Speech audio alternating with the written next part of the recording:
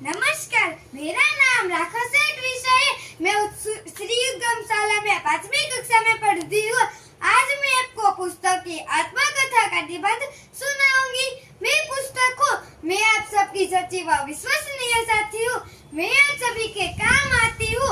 भोजपत्र मेरा प्रथम स्वरूप था। अति प्राचीन साहित्य भोजपत्र और ताजपत्र पर ही लिखा मिलता है। भोजपत्र मेरा प्रथम स्वरूप था। आधुनिक समय में कागजों का प्रयोग कर पुस्तकों का निर्माण किया जाता है। मैं केवल एक ही विषय के लिए नहीं, परंतु मेरा क्षेत्र विस्तृत है। वर्तमान युग में तो मेरी बहुत मांग है।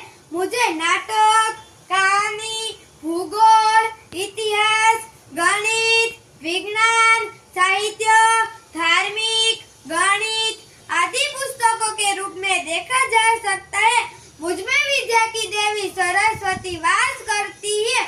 मैं सफलता की कुंजी हूँ। जो मुझको पढ़ते हैं, मैं उसको महान श्रेणी में लाकर खड़ा